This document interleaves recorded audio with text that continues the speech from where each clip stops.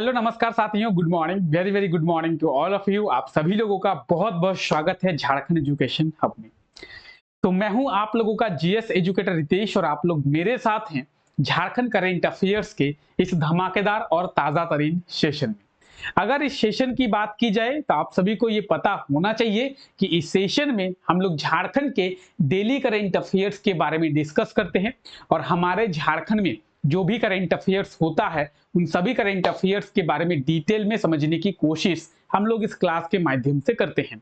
इस क्लास में हम लोग ना केवल झारखंड के करेंट अफेयर्स के बारे में डिस्कस करते हैं बल्कि झारखंड के स्टैटिक जीके के पोर्शन को भी हम लोग करेंट अफेयर्स के साथ रिलेट करते हुए चलते हैं ताकि आप बहुत ही कन्वीनियंट वे में सभी करेंट अफेयर्स को समझ पाएं।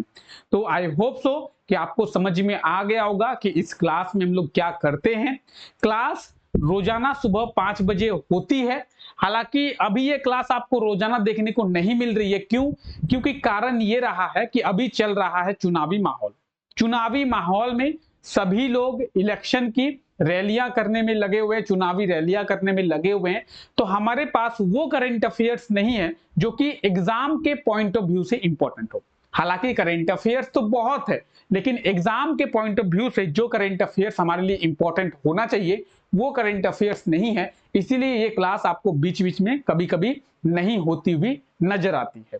ठीक है, आज के इस क्लास में हम लोग क्या करेंगे? आज के इस क्लास में हम लोग झारखंड के कुछ इंपॉर्टेंट करंट अफेयर्स का रिवीजन करेंगे। कौन से करंट अफेयर्स का रिवीजन करेंगे? उन करंट अफेयर्स का रिवीजन करेंगे जिन करंट अफेयर्स के बारे में इस क्लास में पहले हम लोग देख चुके हैं। तो आज के इस क्लास में झारखंड के कुछ इंपॉर्टेंट करंट अफेयर्स का रिवीजन करेंगे। सर, क्या ये करंट अफेयर्स एग्जाम में आने की पॉसिबिलिटी है? हाँ जी, इस करंट अफेयर्स के एग्जाम में आने की पूरी पॉसिबिलिटी बनती है। पूरी पॉसिबिलिटी बनती है, तभी इन करंट अफेयर्स का हम लोग रिवीजन कर रहे हैं ताकि ये करंट अफेयर्स आप लोगों को याद रहे। तो आई होप सो कि आज के क्लास में हम लोग क्या करने वाले हैं इस चीज को आप लोग समझ गए होंगे। ठीक है, चलिए आगे बात करते हैं। आप में से बहुत से ऐसे लोग हैं जो हमारे साथ इस क्लास में नहीं जुड़ते हैं। ये क्लास मंडे टू फ्राइडे, सोमवार से शुक्रवार रात को 9 बजे इसी चैनल पर होती है और इस क्लास में हम लोग झारखंड जीके के इंपॉर्टेंट क्वेश्चंस के बारे में डिस्कस करते हैं। झारखंड जीके के वो क्वेश्चंस जो कि आने वाले एग्जामों में आप लोगों को देखने को मिल सकता है, या फिर जेपीएससी की बात करें, जेएसएससी की बात करें, झारखंड दरोगा की बात करें, तो इन संस्थानों के द्वारा बार बार जो क्वेश्चंस को रिपीट किया गया है। साथ ही साथ झारखंड जीके के वो क्वेश्चंस जो कि एग्जाम में कंफ्यूजन वाला होता है, जिसे देखकर आप लोग कंफ्यूज हो जाते हैं, उन क्वेश्चंस के बारे में यहां पे हम लोग डिटेल में डिस्कस करते हैं। आप झारखंड के किसी भी एग्जाम की तैयारी कर रहे हैं, चाहे वो जेपीएससी का एग्जाम हो, जेएसएससी का एग्जाम हो, झारखंड पुलिस का एग्जाम हो, या फिर कोई अदर एग्जाम, आपको जो भी झारखंड जीके से क्वेश्चंस देखने को मिलेगा वो इसी क्लास से होगा। इसी क्लास में हम लोग झारखंड जीके के हर एक क्वेश्चन के बारे में डिटेल में डिस्कस करते हैं। तो ये क्लास आप लोगों के लिए बहुत ही ज्यादा इंपॉर्टेंट रहता है। क्लास कब होती है? रात को 9 बजे क्लास होती है। रात को 9 बजे जुड़ना ना भूले हमारे साथ इस क्लास में। ठीक है, चलिए आइए क्लास को शुरू करते हैं। आप में से ऐसे बहुत से लोग होंगे जो हमारे साथ पहली बार जुड़े होंगे, हमारे ऐसे बहुत से साथी होंगे जो इस क्लास को पहली बार देख रहे होंगे, हमारे इस क्लास को पहले नहीं देखे होंगे। तो उन सभी लोगों का बहुत बहुत स्वागत झारखंड एजुकेशन हब के इस परिवार पे।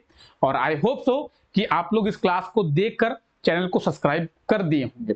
अगर अभी तक आप लोगों ने चैनल को सब्सक्राइब नहीं किया है तो चैनल को सब्सक्राइब करना ना भूले, साथ ही साथ इस क्लास को भी लाइक करना ना भूले। आइए आज के इस क्लास को शुरू करते हैं और बात करेंगे आज के हमारे पहले करंट अफेयर की। आज का हमारा पहला करंट अफेयर है, झारखंड सरकार के द्वारा वित्तीय वर्ष 2024-25 के लिए कितने रुपए का जो बजट है वो पेश किया गया है? क्या होगा इसका सही आंसर? किस चीज की बात की जा रही है?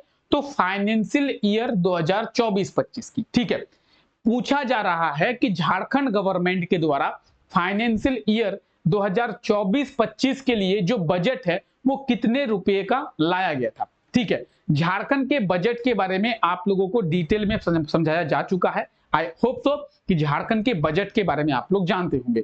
अगर आप में से ऐसा कोई है जो झारखंड के बजट के बारे में ना जानता हो तो Jharkhand budget by Ritesh sir आप लोग सर्च करेंगे यूट्यूब में तो आपको मिल जाएगा। ठीक है, आइए बात करते हैं। देखिए यहां पे एक टर्म बोली जा रही है फाइनेंशियल ईयर, वित्तीय वर्ष। ठीक है, सबसे पहली चीज क्या, फाइनेंशियल ईयर की शुरुआत जो है वो कब होती है? 1 अप्रैल को। ठीक है, 1 अप्रैल को फाइनेंशियल ईयर की शुरुआत होती है। फाइनेंशियल ईयर खत्म कब होता है? तो 31 मार्च को। ठीक है, अब सोचिए मार्च पहले आता है कि अप्रैल पहले आता है? ऑब्वियसली बात है मार्च पहले आता है, मार्च के बाद आता है अप्रैल। तो अप्रैल को अगर शुरू हुआ तो ये तो पॉसिबल है नहीं कि इसी वर्ष मार्च में खत्म हो जाए। सोचिए अप्रैल 1 अप्रैल 2024 को अगर फाइनेंशियल ईयर शुरू हुआ है तो ये तो पॉसिबल है नहीं कि 31 मार्च 2024 को खत्म हो, क्योंकि 1 अप्रैल को शुरू हुआ है तो अप्रैल के बाद मार्च का महीना 2024 में दोबारा आने वाला नहीं है। ठीक है, तो क्या मतलब है सर? इसका मतलब यह है कि 31 मार्च 2025 को यह खत्म होगा। अगर 1 अप्रैल 2024 को शुरू हुआ है तो 2024 में तो खत्म होगा नहीं, क्योंकि 2024 में अप्रैल के बाद मार्च आने वाला नहीं है। अब मार्च आएगा कब? 2025 में। तो इसका मतलब है कि फाइनेंशियल ईयर की शुरुआत होती है 1 अप्रैल को और 31 मार्च को। तो आप समझ सकते हैं कि फाइनेंशियल ईयर 2024-25 क्यों बोला गया है, क्योंकि 1 अप्रैल 2024 को यह शुरू हुआ है और 31 मार्च 2025 को यह खत्म होगा। ठीक है, अगर आपसे कहा जाए फाइनेंशियल ईयर 2018-19, 18-19 का मतलब क्या है? 1 अप्रैल 2018 को फाइनेंशियल ईयर शुरू हुआ होगा, 31 मार्च 2019 को यह खत्म हुआ होगा। सिंपल सी बात है। अगर कहा जाए फाइनेंशियल ईयर 2022-23, 22-23 का मतलब क्या है? 1 अप्रैल 2022 को शुरू हुआ होगा, 31 मार्च 2023 को खत्म हुआ होगा, इसलिए 22-23 बोला जा रहा है। ठीक है, फिलहाल हम लोग बात कर रहे हैं किसकी? फाइनेंशियल ईयर 2024-25 की। तो इसके लिए झारखंड सरकार के द्वारा जो बजट लाया गया था वो बजट था 1,28,900 करोड़ का। यानी ऑप्शन में कहां पे है? 1,28,900 करोड़ ऑप्शन सी में है, तो यानी ऑप्शन सी इसका बिल्कुल सही आंसर हो जाएगा। फाइनेंशियल ईयर 2024-25 के लिए झारखंड सरकार के द्वारा जो बजट लाया गया था वो बजट था 1,28,900 करोड़ का। ठीक है, ऑप्शन सी इसका बिल्कुल सही आंसर हो जाएगा, 1,28,900 करोड़। ठीक है, आइए आगे बात करते हैं। झारखंड सरकार के द्वारा क्या फाइनेंशियल ईयर 2024-25 के लिए 1,28,900 करोड़ का बजट लाया गया है। साथ ही साथ झारखंड सरकार के द्वारा यह कहा गया है कि झारखंड की इकोनॉमी 2030 तक 10 ट्रिलियन रुपए बनाने का टारगेट रखा गया है। अब क्या है ये, इसके बारे में समझेंगे। पहले आप अगर नोट्स बना रहे हैं तो नोट्स बना ले या फिर इसका स्क्रीनशॉट ले लें। ठीक है, आइए इसके बारे में बात करते हैं। झारखंड सरकार ने बजट कितना पेश किया? 1,28,900 करोड़ का। साथ ही साथ झारखंड गवर्नमेंट ने कहा कि हम जो है 2030 तक ये टारगेट रख रहे हैं कि झारखंड का जो इकोनॉमी है वो 10 ट्रिलियन रुपए होगा। अब आप बोलेंगे सर 10 ट्रिलियन रुपए का मतलब क्या है? 10 ट्रिलियन रुपए का मतलब है 10 लाख करोड़ का। अब 10 लाख करोड़, अभी झारखंड का इकोनॉमी है 1,28,000 करोड़। झारखंड सरकार कह रही है कि 2030 तक झारखंड की इकोनॉमी को 10 लाख करोड़ करने का टारगेट झारखंड सरकार रखी है। अब ये टारगेट कितना अचीव हो पाता है 2030 तक, झारखंड की इकोनॉमी कहां तक पहुंचती है, वो तो फिलहाल बाद की बात है। अभी फिलहाल आपको याद रखना है कि 1,28,900 करोड़ झारखंड की करेंट इकोनॉमी है। झारखंड बजट की बात करेंगे तो मेनली एग्जाम में एक और क्वेश्चन पूछा जाता है कि झारखंड का बजट किनके द्वारा पेश किया जाता है? तो झारखंड के बजट इन दो लोगों के द्वारा पेश किया जाता है। अब ये दो लोग कौन हैं? अगर आप में से बहुत कोई इन्हें जानते होंगे, आप में से बहुत कोई ऐसे होंगे जो नहीं जानते होंगे। ये दो लोग हैं झारखंड के मुख्यमंत्री और झारखंड के वित्त मंत्री, यानी चीफ मिनिस्टर ऑफ झारखंड और फाइनेंस मिनिस्टर ऑफ झारखंड। तो यहाँ पे आप दो लोगों को देख रहे हैं, एक है झारखंड के मुख्यमंत्री चंपाई सोरेन और दूसरे हैं झारखंड के वित्त मंत्री फाइनेंस मिनिस्टर रामेश्वर ओरांव। चंपाई सोरेन बतौर मुख्यमंत्री पहली बार झारखंड का बजट जो है वो पेश किए हैं। तो अगर आपसे पूछा जाए कि झारखंड के मुख्यमंत्री चंपाई सोरेन के द्वारा किस वर्ष झारखंड का बजट प्रथम बार पेश किया गया था, तो 2024 में झारखंड का जो बजट है वो चंपाई सोरेन के द्वारा पहली बार पेश किया गया था बतौर मुख्यमंत्री। ठीक है, झारखंड के बजट में सबसे अहम रोल किनका होता है? झारखंड के बजट में सबसे अहम रोल होता है झारखंड के वित्त मंत्री का, फाइनेंस मिनिस्टर का। उन्हीं के द्वारा झारखंड का जो बजट है वो तैयार किया जाता है। ठीक है, बात करेंगे हमारे अगले करंट अफेयर की। तो मुख्यमंत्री चंपाई सोरेन का ओएसडी किसे नियुक्त किया गया है? ठीक है, यह है आज का हमारा दूसरा करंट अफेयर। क्या कि झारखंड के मुख्यमंत्री चंपाई सोरेन का ओएसडी किसे नियुक्त किया गया है? अब ओएसडी का मतलब क्या है? Officer on special duty. क्या है? Officer on special duty. और ये जो ओएसडी है यानी ऑफिसर ऑन स्पेशल ड्यूटी है, ये चंपाई सोरेन के साथ रहते हैं और चंपाई सोरेन की हेल्प करते हैं। ठीक है, तो ऑफिसर ऑन स्पेशल ड्यूटी यानी ओएसडी चंपाई सोरेन का नियुक्त किया गया है रवि कुमार को। ऑप्शन डी बिल्कुल सही आंसर हो जाएगा। तो आप लोग देख सकते हैं हमारे दूसरे करंट अफेयर का सही आंसर होगा ऑप्शन डी, रवि कुमार। ठीक है, क्लियर? चलिए आइए, तो हाल ही में रवि कुमार को क्या चंपाई सोरेन का ओएसडी जो है वो नियुक्त किया गया है और ये आप देख सकते हैं रवि कुमार जी को। क्लियर है? आगे बढ़े, आइए आगे बढ़ते हैं। झारखंड के किस जिले में क्या झारखंड का पहला इथेनॉल प्लांट का निर्माण किया जा रहा है? अच्छा, पूछा जा रहा है कि झारखंड के किस जिले में झारखंड का पहला इथेनॉल प्लांट।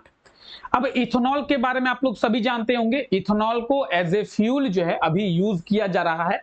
पेट्रोल के साथ मिलाकर इथेनॉल को जो है वो यूज किया जा रहा है, बहुत ही कारगर साबित हो रही है।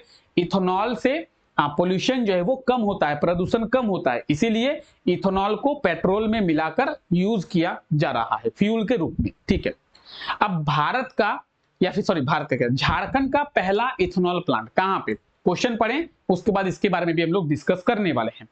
झारखंड का पहला इथेनॉल प्लांट, अगर बात की जाए झारखंड के पहले इथेनॉल प्लांट की, तो आपको पता होना चाहिए कि झारखंड का पहला इथेनॉल प्लांट रामगढ़ में। कहां पे? ऑप्शन डी बिल्कुल सही आंसर हो जाएगा, रामगढ़। ठीक है, the newest district of Jharkhand, Jharkhand का सबसे नवीनतम जिला कौन सा है? रामगढ़। और रामगढ़ में ही झारखंड का पहला इथेनॉल प्लांट का निर्माण किया जा रहा है। जब ये बनकर तैयार हो जाएगा तो ये झारखंड का पहला इथेनॉल प्लांट होगा। ठीक है, आइए आगे बात करते हैं। ये तो आपको पता हो गया होगा, रामगढ़ जिले में झारखंड का पहला इथेनॉल प्लांट का निर्माण किया जा रहा है और सितंबर महीने में ये बनकर कंप्लीट तैयार हो जाएगा। इनलैंड ग्रीन एनर्जी कंपनी, इस कंपनी के द्वारा इस प्लांट का स्थापना जो है वो किया गया है 480 करोड़ से। याद रखें, इनलैंड ग्रीन एनर्जी कंपनी ये कंपनी है जो कि रामगढ़ में इथेनॉल प्लांट को क्या कर रही है? स्थापित कर रही है। ठीक है, और 480 करोड़ की लागत से रामगढ़ में झारखंड का पहला इथेनॉल प्लांट जो है वो स्थापित किया गया है। तो इस चीज को भी आप लोग ध्यान में रखेंगे। तो ये आप देख रहे हैं रामगढ़ का पहला इथेनॉल प्लांट। क्लियर? ठीक है, चलिए रामगढ़ की बात करेंगे तो सबसे पहले तो आप अपने स्क्रीन पर झारखंड का मैप देख पा रहे हैं और झारखंड के मैप में आप देखेंगे एक रेड कलर से शेडेड एरिया आपको दिखाई दे रहा है। ये जो रेड कलर से शेडेड एरिया आपको दिख रहा है ये है रामगढ़ जिला। रामगढ़ जिले के बारे में बात करेंगे तो ये झारखंड का सबसे नया जिला है। यानी अगर बात करें झारखंड की तो झारखंड में सबसे बाद में इसी जिले की स्थापना की गई थी। ये है झारखंड का 24वां जिला। इसकी स्थापना 12 सितंबर 2007 में किया गया था। तो आपको याद होना चाहिए, झारखंड का सबसे नया जिला रामगढ़, झारखंड का अंतिम जिला रामगढ़, रामगढ़ जिले की स्थापना 12 सितंबर 2007 में किया गया था। ठीक है, क्लियर। चलिए अब बात करते हैं रामगढ़ में झारखंड का पहला इथेनॉल प्लांट, और बात करेंगे हाइड्रोजन इंजन प्लांट। भारत का पहला हाइड्रोजन इंजन प्लांट या फिर झारखंड का पहला हाइड्रोजन इंजन प्लांट कहां पे, कमेंट करके आप लोग बताएंगे। ठीक है, तो ये है अभी तक के लिए आपका क्वेश्चन। वीडियो को पॉज करें और कमेंट करें कि झारखंड का पहला हाइड्रोजन इंजन प्लांट या फिर भारत का पहला हाइड्रोजन इंजन प्लांट कहां पे स्थापित किया गया है। ठीक है, चलिए आगे बात करते हैं। हमारा अगला करंट अफेयर है, रांची में किसके द्वारा शहद टेस्टिंग लैब का शिलान्यास जो है वो किया गया है। रांची में किसके द्वारा शहद टेस्टिंग लैब का शिलान्यास किया गया है, क्या होगा सही आंसर। तो शहद टेस्टिंग लैब की अगर हम लोग बात करें, हनी टेस्टिंग लैब। शहद टेस्टिंग लैब में होता क्या है, जो हनी है, जो शहद है जिसे हम लोग इस्तेमाल करते हैं अपने घरों में, हम लोग खाते हैं शहद को, तो उस शहद की क्वालिटी की जांच की जाती है कि ये शहद जो है वो, ये हनी जो है वो कितना अच्छा है, कितना प्योर है, और क्या ये शहद, मान लेते हैं मेरी एक कंपनी है, कौन सी नाम की कंपनी है, तो ए नाम की एक कंपनी है। ठीक है, मेरी जो ए नाम की कंपनी है वो क्या कर रही है, शहद बना रही है। हालांकि शहद की बहुत सारी कंपनी आती है, डाबर की आती है, पतंजलि की आती है, बहुत सारी कंपनी की शहद आती है।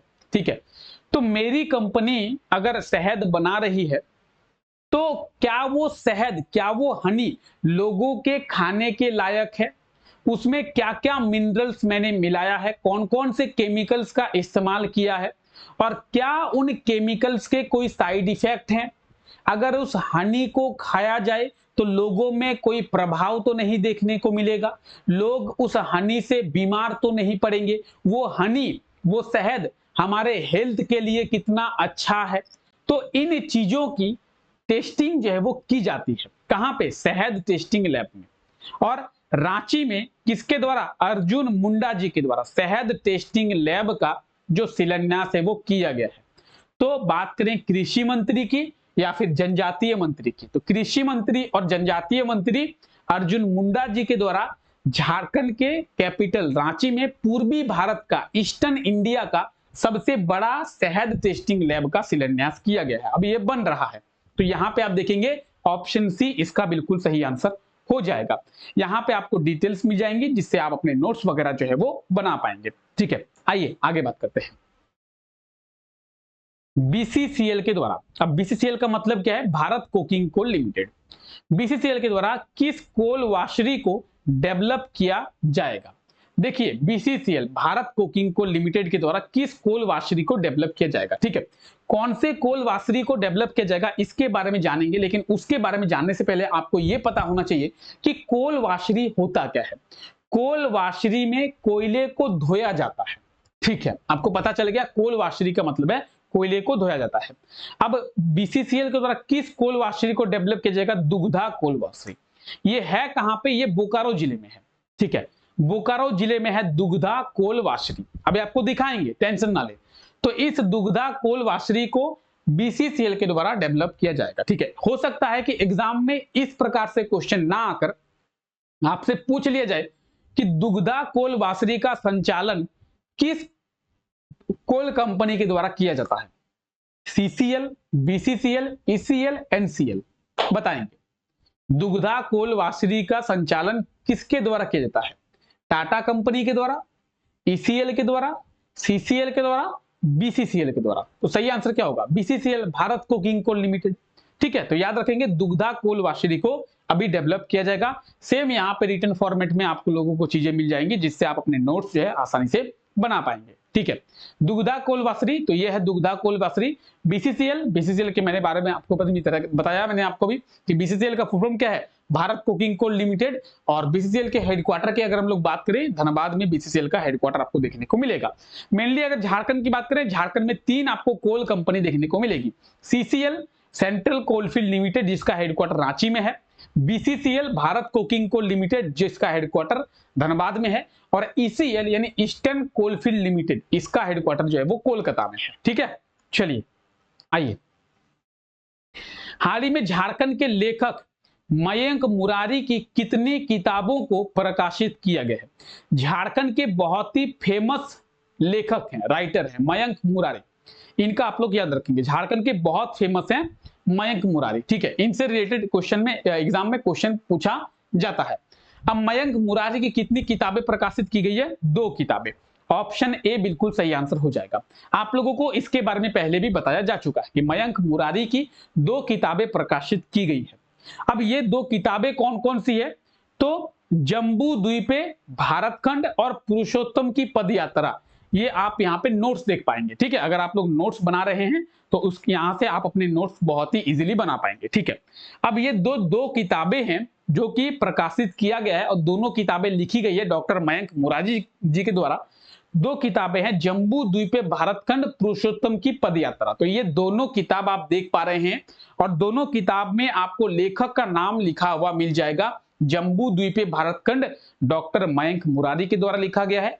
पुरुषोत्तम की पदयात्रा ये किताब भी डॉक्टर मयंक मुरारी जी के द्वारा ही लिखा गया है। तो दोनों को आप लोग याद रखेंगे, ठीक है।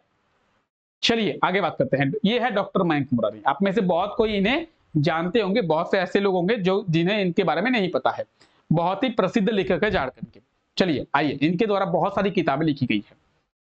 नीलांबर पीतांबर यूनिवर्सिटी का वीसी यानी कुलपति किसे बनाया गया है? नीलांबर पीतांबर विश्वविद्यालय का कुलपति यानी वीसी किसे बनाया गया? वाइस चांसलर, ठीक है। नीलांबर पीतांबर विश्वविद्यालय का वाइस चांसलर किसे बनाया गया है? बाल किशुन मुंडा। इसके बारे में भी आप लोगों को बताया जा चुका है। ऑप्शन बी बिल्कुल सही आंसर हो जाएगा। बाल किशुन मुंडा को नीलांबर पीतांबर विश्वविद्यालय का वीसी बनाया गया है। अच्छा, नीलांबर पीतांबर विश्वविद्यालय है कहां पे? झारखंड में है। झारखंड में कहां पे है? दुमका में। झारखंड की सब कैपिटल दुमका में आपको देखने को मिलेगा नीलांबर पीतांबर विश्वविद्यालय, ठीक है। इसके पहले डॉक्टर तपन कुमार सांडिल्य नीलांबर पीतांबर विश्वविद्यालय के कुलपति थे और ये आप देख रहे हैं बाल किशुन मुंडा, इन्हें जो है नीलांबर पीतांबर विश्वविद्यालय का वीसी बनाया गया, वाइस चांसलर बनाया गया। नीलांबर पीतांबर विश्वविद्यालय, सॉरी ये कहां पे है? मेदिनीनगर में है, पलामू में है। मैंने आपको दुमका कहा ना, ठीक है। दुमका नहीं होगा, दुमका में सिद्धू कान्हू है, ठीक है। दुमका में है सिद्धू कान्हू विश्वविद्यालय। नीलांबर पीतांबर विश्वविद्यालय है पलामू जिले में, मेदिनीनगर में, ठीक है। तो दुमका में है सिद्धू कान्हू और पलामू में है नीलांबर पीतांबर। धनबाद में है विनोद बिहारी महतो कोयलांचल। रांची में है रांची विश्वविद्यालय, ठीक है। और डॉक्टर श्यामा प्रसाद मुखर्जी विश्वविद्यालय भी रांची में ही है, ठीक है। उषा मार्टिन विश्वविद्यालय वो भी रांची में है। तो रांची में तो बहुत सारे विश्वविद्यालय हैं और आपको याद रखना है कोल्हान में, चाईबासा में है कोल्हान विश्वविद्यालय, ठीक है। तो याद रखेंगे इन्हें। चलिए, तो आप देख पाएंगे चांसलर सीपी राधाकृष्णन और यहां पे देखेंगे वाइस चांसलर बाल किशुन मुंडा, ठीक है। तो दोनों का नाम भी आप लोग देख पा रहे हैं और ये जो है नीलांबर पीतांबर यूनिवर्सिटी का ऑफिशियल वेबसाइट है जहां पे आपको डिटेल्स देखने को मिल जाएगी। क्लियर है? चलिए आगे आगे बात करते हैं। झारखंड के किस शिक्षण संस्थान यानी कौन से एजुकेशनल इंस्टीट्यूट के स्टूडेंट के द्वारा, छात्र के द्वारा युद्धक रोबोट को विकसित किया गया है? युद्धक रोबोट, ये एक रोबोट है, इसका नाम है युद्धक और ये जो है कहां पे? तो एनआईटी जमशेदपुर के स्टूडेंट के द्वारा एक रोबोट को तैयार किया गया जिसका नाम है युद्धक रोबोट। रोबोट का नाम ही है युद्धक रोबोट, ठीक है। एनआईटी जमशेदपुर के स्टूडेंट है प्रशांत शर्मा। अच्छा, एनआईटी का मतलब क्या है? National institute of technology. Jharkhand में एक एनआईटी है जो जमशेदपुर में है। झारखंड में एक ट्रिपल आईटी है, Indian institute of information technology, कहां पे है? रांची में। झारखंड में एक डबल आईटी है, Indian institute of technology Indian school of mines, जिसे आईआईटी आईएसएम के नाम से जाना जाता है, वो धनबाद में है। तो एक आईआईटी कॉलेज है धनबाद में, आईआईटी आईएसएम। एक ट्रिपल आईटी कॉलेज है रांची में, ट्रिपल आईटी रांची। और एक एनआईटी कॉलेज है कहां पे? जमशेदपुर में, जो कि है एनआईटी जमशेदपुर, ठीक है। प्रशांत शर्मा जी के द्वारा युद्धक रोबोट को तैयार किया गया था। नेशनल इंस्टीट्यूट ऑफ टेक्नोलॉजी के ये स्टूडेंट है एनआईटी जमशेदपुर के। 1960 में एनआईटी जमशेदपुर की स्थापना किया गया था। याद रखेंगे आप लोग, कई बार एग्जाम में पूछ लिया जाता है कि एनआईटी जमशेदपुर की स्थापना किस वर्ष? 1960 में, ठीक है। आइए कोल इंडिया के द्वारा झारखंड के किस खिलाड़ी को अगले 3 वर्षों के लिए वित्तीय मदद, फाइनेंशियल हेल्प जो है वो दिया जाएगा? पढ़ेंगे क्वेश्चन को कि कोल इंडिया के द्वारा झारखंड के किस खिलाड़ी को अगले 3 वर्षों के लिए क्या तो फाइनेंशियल हेल्प यानी वित्तीय मदद किया जाएगा। तो सही आंसर हो जाएगा आशा किरण बारला। झारखंड की बहुत अच्छी एथलीट है Asha Kiran Barla. I hope so आप लोग भी इन्हें पहचानते होंगे या फिर इनका नाम जो है वो सुने होंगे। कई इंटरनेशनल चैंपियनशिप में इन्होंने गोल्ड मेडल प्राप्त किया है और झारखंड का नाम जो है वो रोशन किया है। आशा किरण बारला, तो ये देख रहे हैं आशा किरण बारला ये है, और इनकी एक बहन भी है फ्लोरेंस बारला। दोनों देखने में एकदम आपको डिट्टो सेम लगेंगी। ठीक है, आशा किरण बारला को कोल इंडिया के द्वारा फाइनेंशियल हेल्प किया गया है अगले 3 वर्षों के लिए। एक वर्ष में 5 लाख का फाइनेंशियल हेल्प जो है वो कोल इंडिया आशा किरण बारला को कर रही है। 3 वर्षों के लिए 15 लाख का जो फाइनेंशियल हेल्प है वो कोल इंडिया कर रही है। किन्हें? इन्हें हाई क्वालिटी की फूड लेने में और इन्हें अच्छे से अपनी प्रिपरेशन को करने के लिए। ठीक है, चलिए आगे बात करते हैं। किस स्टेशन के नाम को बदलकर बिरसा मुंडा के नाम पर रखा जाएगा, या फिर झारखंड का कौन सा स्टेशन है जो कि भगवान बिरसा मुंडा के नाम से जाना जाने वाला है? क्या होगा सही आंसर? आप लोगों को पहले बताया गया है। इसका सही आंसर क्या हो जाएगा? सही आंसर हो जाएगा रांची स्टेशन। रांची स्टेशन के नाम को अब बिरसा मुंडा स्टेशन के नाम से जाना जाएगा। रांची स्टेशन का नाम बिरसा मुंडा के नाम पर रखा जाएगा। ऑप्शन ए बिल्कुल सही आंसर हो जाएगा। जिस तरीके से आप लोग गोमो स्टेशन के बारे में जानते होंगे, गोमो स्टेशन का नाम नेताजी सुभाष चंद्र बोस के नाम पर रखा गया है और गोमो स्टेशन को नेताजी सुभाष चंद्र बोस गोमो स्टेशन के नाम से जानते हैं। उस तरीके से रांची स्टेशन को आगे चलकर भगवान बिरसा मुंडा रांची स्टेशन के नाम से जाना जाएगा। ठीक है, तो रांची स्टेशन का जो नाम है वो भगवान बिरसा मुंडा के नाम पर रखा जाएगा। ठीक है, रांची स्टेशन आप लोग सभी जानते होंगे, आप लोग रांची गए होंगे, आप में से बहुत कोई होंगे जो रांची से भी बिलोंग करते हैं, तो उनको पता होगा। इसलिए आप लोग याद रखेंगे कि रांची स्टेशन का नाम जो है वो भगवान बिरसा मुंडा के नाम पर रखा जाएगा। ठीक है, क्लियर है? यहां तक अगर क्लियर है, एक बार जल्दी से क्लास को लाइक कर देंगे। चलिए आगे बढ़ते हैं क्लास को। आई होप सो यहां तक क्लियर होगा और यहां तक जिन करंट अफेयर्स के बारे में डिस्कस किए आपको समझ में आ गया होगा। चलिए आगे बात करते हैं हम लोग। ये था क्वेश्चन जो कि पिछले क्लास में आप लोगों से पूछा गया था। क्वेश्चन क्या था? हाल ही में झारखंड हाईकोर्ट के चीफ जस्टिस का प्रभार किन्हें दिया गया है? सही आंसर हो जाएगा S Chandrashekhar. Justice S Chandrashekhar को झारखंड हाईकोर्ट के चीफ जस्टिस का प्रभार दिया गया है। झारखंड हाईकोर्ट के चीफ जस्टिस कौन थे? जस्टिस संजय मिश्रा। जब जस्टिस संजय मिश्रा रिटायर हो गए तो झारखंड हाईकोर्ट में चीफ जस्टिस का जो पद है वो खाली हो गया। तब एस चंद्रशेखर जी को झारखंड हाईकोर्ट का एक्टिंग चीफ जस्टिस बनाया गया, जो कि आज भी झारखंड हाईकोर्ट के एक्टिंग चीफ जस्टिस है। अगर अभी पूछा जाए आपसे, अगर कोई पूछ ले कि अभी प्रेजेंट टाइम पे झारखंड हाईकोर्ट का एक्टिंग चीफ जस्टिस कौन है, तो जस्टिस एस चंद्रशेखर जी। ठीक है, ये कब तक अपने पद पर बने हुए रहेंगे? जब तक झारखंड हाईकोर्ट को कोई नया चीफ जस्टिस नहीं मिल जाता। झारखंड हाईकोर्ट में किसी चीफ जस्टिस की नियुक्ति जब तक नहीं होती है तब तक एस चंद्रशेखर जी झारखंड हाईकोर्ट के चीफ जस्टिस बने रहेंगे। ठीक है, दूसरा पॉइंट, झारखंड हाईकोर्ट में चीफ जस्टिस की नियुक्ति करता कौन है? किनके द्वारा झारखंड हाईकोर्ट में चीफ जस्टिस की नियुक्ति की जाती है? तो प्रेसिडेंट के द्वारा, राष्ट्रपति के द्वारा। कौन करेंगे?